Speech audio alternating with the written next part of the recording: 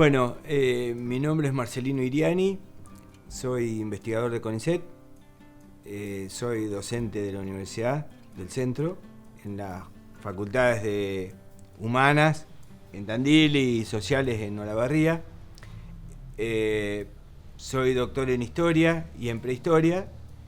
El primero de los trabajos investigué a la inmigración, tema en el que me especialicé, principalmente los vascos, y luego para Prehistoria hice un traspaso analizando los inmigrantes en la frontera hacia el mundo indígena, y desde la etnohistoria, la historia ambiental y una mirada más holística, llegué a ver a los indígenas que observaron los viajeros en la Patagonia principalmente, que vivían en un estado prehistórico, cultural, y que eso me permitió, desde la redacción de algunos manuscritos, algunas memorias que tomaron estos viajeros, comandantes, religiosos y demás, reconstruir, con los aportes arqueológicos de la gente que está excavando el sur, reconstruir lo que hubiera sido el ocaso de la prehistoria sudamericana, el final, cuando ya los invaden luego con las ovejas, los balleneros, cuando matan los guanacos para que haya más ovejas, porque competían con el pasto, y, o sea, ver de alguna manera el final de la prehistoria sudamericana en nuestro país. En el caso de Tandil, no me considero un historiador localista, pero como investigué los vascos en Tandil, luego el traspaso a la frontera y los indígenas del Azul y el Tandil, de alguna manera puedo también contar algunas cosas sobre los inicios de nuestra aldea, que después en 1895 se va a convertir en ciudad.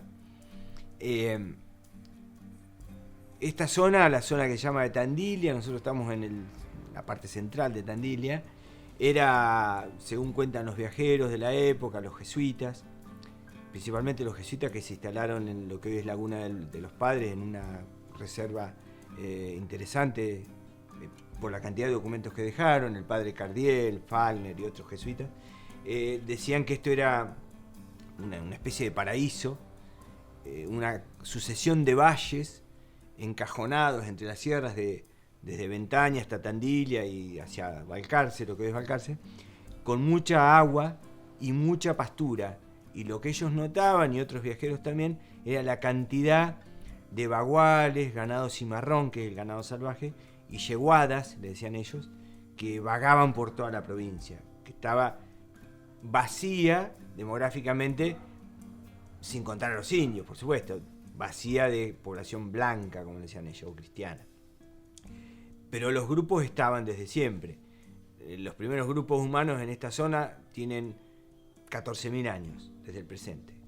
Los primeros restos son de 14.000 años, conviviendo con megafauna extinguida, megaterio, gliptodonte, etcétera, etcétera, que desaparecen cuando se retiran los hielos hace 10.000 y que los indios supieron aprovechar. No sabemos si los cazaron o los comieron cuando estaban heridos, los terminaron de matar, pero bueno, hay restos de lanzas y flechas en estos animales prehistóricos. Es decir, que el hombre anduvo por acá hace ya 14.000 años.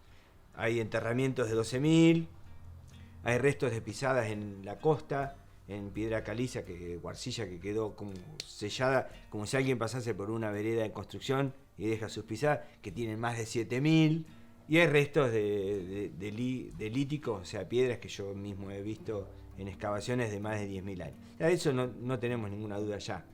Digo esto porque se sigue discutiendo si el hombre entró a América hace 12.000 años, como creen los norteamericanos, porque quieren ser los padres de América también en la prehistoria, culturalmente, o hace 20.000 o 30.000, como algunos ya suponen. Si hace 15.000 el hombre ya estaba en Tierra del Fuego, si hace 18.000 ya estaba en Chile, posiblemente en Brasil, si hace 20.000 ya estaba en Perú, como hay restos, no puede haber entrado hace 10.000 por Bering. O si entró navegando por la costa del Pacífico y no entró a Estados Unidos. Aunque en Estados Unidos ya hay restos de 20.000. Ellos no saben cómo resolverlo. Pero lo importante es que en Tandil ya andaba gente, que no se llamaba Tandil, no era nada, desde el punto de vista civilizatorio. Andaba gente aprovechando los recursos del lugar, según Politis, que ha investigado, triangulaban desde la costa hasta la sierra, buscando mariscos, animales costeros, lobos marinos, por ejemplo, guanacos que había en esta zona y en Ventaña, y principalmente lo que buscaban no eran animales, sino aquellos elementos que les permitiesen tener herramientas para alcanzar el alimento. Quiero decir, vos podés matar un guanaco con un palo afilado o endurecida la punta al fuego, como sabemos que se hizo en la prehistoria. Pero al matar un guanaco después tenés que despostarlo. Y eso con una madera no lo haces. Necesitas una piedra filosa. Y piedras filosas no hay en todos lados. En Tandil no hay piedra filosa. Hay granito para hacer boleadoras, que también lo usaron. Las piedras filosas están en Barker, en Lobería, en la zona de Balcarce y en algunos sitios específicos. Y en la Patagonia, por supuesto. Hablamos de obsidiana, calcedonia, unas piedras que eran muy buscadas por su durabilidad, porque algunas eran sagradas, principalmente la obsidiana negra, que la usaban los chamanes para algunas prácticas, y porque como era una piedra volcánica venía del centro de la tierra, y por eso tenía de alguna manera lo sagrado de la Pachamama. En esta zona ya vivían muchos grupos, y uno podría decir, bueno, sí, vivieron hace 10.000 años, a 2,5 metros bajo tierra hay restos, y van a excavar algún día más y los van a encontrar. Pero ¿cómo sabemos la continuidad que hubo? Es verdad, iban, venían, habrán muerto, algunos, habrá habido epidemias, habrá habido traspasos, luchas entre ellos. No hubo picos demográficos que sepamos, pero sí sabemos de los primeros documentos escritos que tenemos. La prehistoria nos da 10.000, de 8.000, de 7.000, hace 2.000 tenemos restos. Lo que nos está ayudando, yendo de acá hacia atrás también, es la escritura. Y los primeros datos de gente por acá son de 1740. Estos jesuitas que andaban intentando evangelizar o buscando lugares para hacer sus reducciones espirituales ligadas a la iglesia, encuentran grupos de salvajes, como llaman ellos, o bárbaros porque no eran cristianos, en toda esta zona, que aprovechaban el ganado caballar principalmente, no les interesaba tanto el lanar, siempre lo despreciaron, hasta el siglo XIX inclusive, el indio. Sí utilizaba mucho, comía la carne de yegua y utilizaba los caballos para cabalgar. El indio hace un viraje muy fuerte en el siglo XVIII-XIX en sus costumbres, gracias a la incorporación del caballo que incorporaron los colonizadores, por supuesto, en el 1600. Hace 10.000 años había caballos en América, hay restos en todos lados, pero se extinguieron, nadie sabe por qué. Algo pasó, algunos animales lo comieron, los hombres prehistóricos, no se sabe. No hay tantos restos de caballos asociados al hombre prehistórico, pero él se extinguió. Y hasta que no lo reincorporan 7.000, 8.000 años después los españoles, no hubo.